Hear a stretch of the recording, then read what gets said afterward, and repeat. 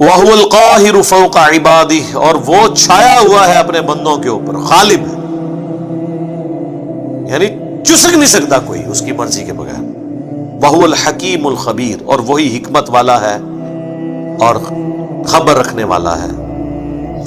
قُلْ أَيُّ شَيْءٍ أَكْبَرُ الشَّهَادَةِ، اے نبی ان سے فرماؤ، بتاؤ سب سے بڑی شہادت کون سی ہو سکتی ہے؟ قُلِ اللَّهُ، تم فرماؤ اللہ کی شہادت۔ شہید بینی و بینکم، وہ گواہ ہے تمہارے اور میرے درمیان، یعنی مجھے کسی اور گواہی کی ضرورت نہیں ہے کہ میں اللہ کا پیغام تم تک پہنچا رہا ہوں، وہ دیکھ رہا ہے، اللہ گواہ ہے کہ میں نے اپنا پیغام جو مجھے اللہ نے سپرد کیا تھا تم تک پہنچا دیا۔ وَأُوحِيَ إِلَيَّ هَذَا الْقُرْآنُ لِأُنذِرَكُم بِهِ وَمَن بَلَغَ، اور یہ بھی ان سے کہہ دو کہ اللہ نے مجھے قرآن وحی اس لیے کیا ہے تاکہ اس کے ذریعے میں تمہیں بھی ڈر سناؤں اور جس تک بھی یہ کتاب پہنچ جائے۔ یہ وہی آیت جو ہم نے سینکڑوں دفعہ یہاں پہ تلاوت کی ہے، سورۃ الانعام آیت نمبر 19، اسی میں میرا ریسرچ پیپر ہے امام الانبیاء کی دعوت قرآن، اس کے ٹائٹل میں یہ آیت لکھی ہوئی ہے، ریسرچ پیپر نمبر 4۔ تم فرماؤ قرآن مجھے اس لیے وحی کیا گیا تاکہ اس کے ذریعے میں تمہیں ڈر سناؤں۔ اچھا مجھے بتائیں، اگر اللہ کے نبی جن کی پرائمری رسپانسبلٹی تھی کہ انہوں نے قرآن کے ذریعے لوگوں کو آخرت کا ڈر سنانا ہے، اللہ کی طرف مائل کرنا ہے، تو اس کا مطلب ہے کہ اس سے بیسٹ سلیبس تو کوئی نہیں ہو سکتا، رسول اللہ سے بڑا ٹیچر کوئی نہیں صلی اللہ علیہ وآلہ وسلم، قرآن سے بہترین سلیبس ہی کوئی نہیں ہے، تو یہ بابوں نے اپنی کتابیں لکھ کے امت کو کیوں تھمائی ہوئی ہیں؟ ان سے ذرا پوچھیں۔ فضائل اعمال، فضائل سنت، 14 ستارے، یہ پکڑ کے کیوں انہوں نے حوالے کیے ہوئے ہیں؟ کہ قرآن میں کوئی نقص تھا؟ اور حکم یہ ہو رہا ہے کہ اے نبی تم نے بھی اس قرآن کے ذریعے تبلیغ کرنی ہے اور جس تک بھی پہنچ جائے۔ قرآن پہنچا، لیکن آپ دیکھ لیں کیا خدمت کی ان لوگوں نے۔ 1000 سال سے اسلام یہاں آیا ہوا ہے، کسی نے قرآن کا ترجمہ نہیں کیا، یہ تو پچھلے 100-150 سال میں ہی ترجمے ہوئے۔ بخاری کا پہلا ترجمہ 1920 میں ہوا ہے، آلموسٹ 100 ایئرز پہلے۔ پہلے ان سے پوچھیں آپ کیا کرتے رہے ہیں؟ یہاں کی لوکل لینگویج تھی فارسی، پھر اردو بن گئی، قرآن فارسی میں ٹرانسلیٹ کیوں نہیں کیا؟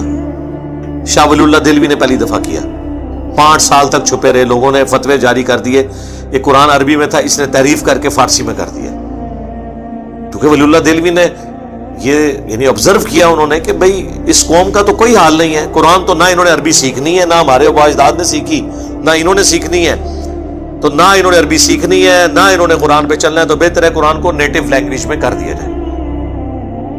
جس طرح ہم نے یوٹیوب کا موڈ اختیار کیا ہے، ہمیں پتہ ہے کہ مدرسوں میں انہوں نے کوئی دین نہیں سکھانا، نہ انہوں نے صحیح بات لوگوں کو بتانی ہے، تو پھر ہم الٹیمیٹلی یہ جو ایک ڈیجیٹل موڈ ہمارے پاس موجود ہے، ہم لوگوں تک بات پہنچائیں۔ وہ ایک دیوبندی نے کتاب لکھی ہے مناقب ابی حنیفہ، اس کے مقدمے میں لکھا ہے دور حاضر میں حدیث کی کتابوں نے زندیقیت کا دروازہ کھول دیا ہے۔ پہلے ہم لوگوں کو مسئلہ بتاتے تھے، لوگ سن لیتے تھے، اب جب مسئلہ بتاتے ہیں وہ کہتے ہیں دسو کتنے لکھے ہے، پوچھ رہے ہیں لوگوں نے، شکر کرو کہ آپ پوچھ رہے ہیں۔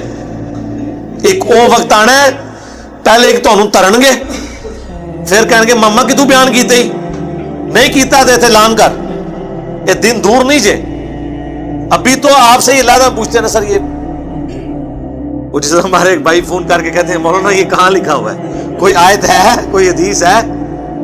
یہ اس دن تو ڈر جاؤ تو لوگ کنوں پکڑ کے تو لاون گے کہ کیا کر رہے ہو تسی، کوئی چیز لکھی ہے کدھرے؟ تو انہوں نے بڑی ہوشیاری کے ساتھ ترجمہ نہیں کیا، انہیں پتا تھا کام ڈل جانا ہے اور ڈل گیا۔ یہ اسلام کی خدمات ہے جی۔ کسی نے بخاری کا ترجمہ نہیں کیا، بتائے نا جی، کوئی لائے نا جی، اے جی سلطان باہو نے قرآن کا ترجمہ کیتا جی، مزہ آ گیا تھوڑی گل تو، ٹھیک ہے نا جی۔ انہوں نے کیوں کرنے تھے میرے بھائی؟ انہوں نے اپنی شاعریاں لکھ کے آپ کو حوالے کی، اپنی کتابیں حوالے کی تاکہ آپ قرآن و حدیث سے دور رہیں۔ اللہ کا شکر ہے آج مبارک دور ہے، ہمیں ترجمہ کرنے کی ضرورت نہیں، ہم لوگ کہتے ہیں پڑھو اپنے اپنے ترجمے اور بتاؤ جو جو پڑھتا ہے۔ یہ جو میں پڑھ رہا ہوں نا، اس کا ترجمہ کوئی بھی پڑھ لے اپنے مکتب فکر کا، کوئی شیعہ ہے سنی ہے، پڑھے اور بتائے یہ کیا توحید لکھی ہوئی ہے۔ اے نبی تم فرماؤ کہ مجھے تو قرآن اس لیے وہی ہوا ہے کہ اس کے ذریعے میں تمہیں ڈر سناؤں، تبلیغ اس کے ذریعے کروں، اور جس تک بھی یہ پہنچ جائے، میری کوشش ہے جہاں تک پہنچ جائے تو یہ پہنچ جائے، یعنی وہ بھی اسی کے ذریعے آگے تبلیغ کرے۔ أَإِنَّكُمْ لَتَشْهَدُونَ أَنَّ مَعَ اللَّهِ آلِهَةً أُخْرَى، کیا تم اس بات کے اوپر گواہی دیتے ہو کہ اللہ کے ساتھ کوئی اور الہ بھی ہے؟ قل لا اشہد، اے نبی تم فرماؤ میں تو اس طرح کی کوئی گواہی نہیں دیتا۔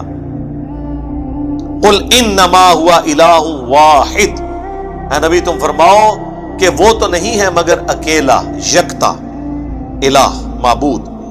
وَإِنَّنِي بَرِيءٌ مِّمَّا تُشْرِكُونَ، اور میں اعلان برات کرتا ہوں ہر اس ہستی سے جسے تم اللہ کے ساتھ شریک ٹھہراتے۔